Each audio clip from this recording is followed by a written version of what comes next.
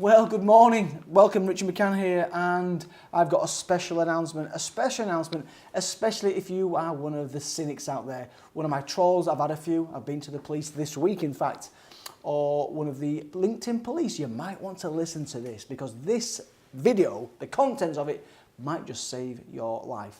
Let me explain.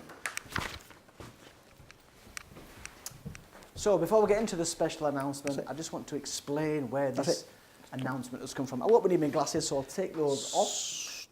You may know that, well, if you've come across me before, you know that my company is called the I Can Academy. I've got a book called I Can. I speak about the I Can mindset, and of late, I've been running this I Can Be Resilient workshop.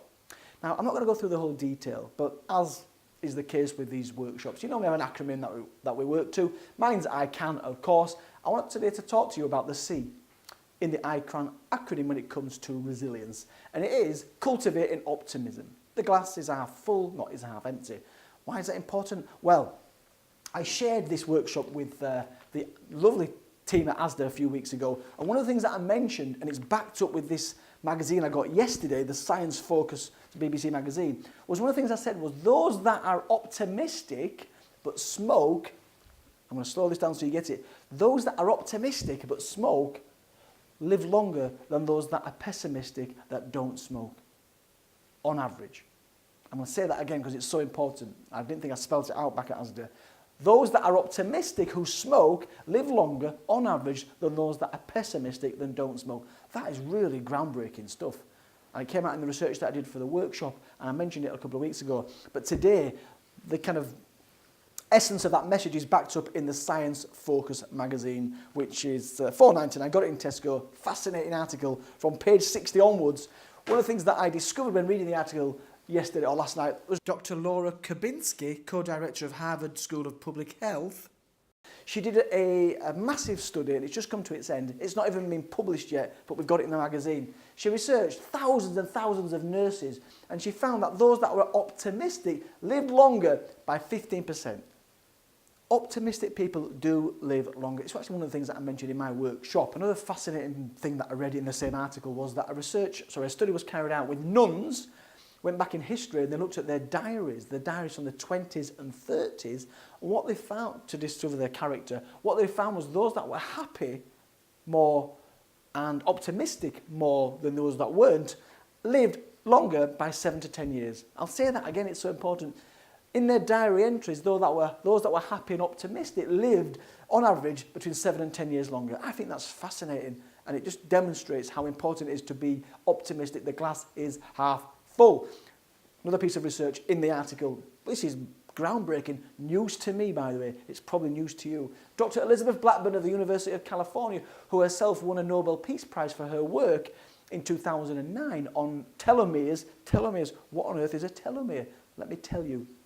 This is your chromosome. Within the chromosomes, the DNA, on the end of this chromosome is your protective cap. It's called a telomere. And what they found was, what she found in the research was those that were pessimistic, on average, had reduced, shortened telomeres. Why is that important? It's important because what they found was shortened telomeres is associated with heart disease, lung conditions, and everything in between. Let me spell that out again. Those that were pessimistic had shorter telomeres, and those with shorter telomeres are more prone to heart disease, lung conditions, and such like. So important, telomeres. So what can we do about that, by the way? Well, we can look after our well-being. Within the article, I could do a whole piece on the article, but in the article, it was found that those that had greater well-being, those that had gone away for retreats and kind of got back to who they really are and relaxed and no stress, etc., okay, it can increase the telomeres. Okay, final piece of research in the article was this. I love this image. A piece of research was carried out in the UK with 400 civil servants, and what they found was those civil servants that were cynical and hostile towards their colleagues had shorter telomeres. Can you see how it's all linked? Your thoughts can affect your telomeres, which can influence the, propensity to have those heart conditions and heart disease, lung conditions, and such like. Hope I've not made that too complicated. I like to try and keep it simple. But my point is, when it comes to being resilient, when it comes to living longer, we've got to be optimistic. So we don't have to be optimistic. but the research suggests that it's a really good idea to be so. Have an optimistic day. I'm Rich McCann. Goodbye for now.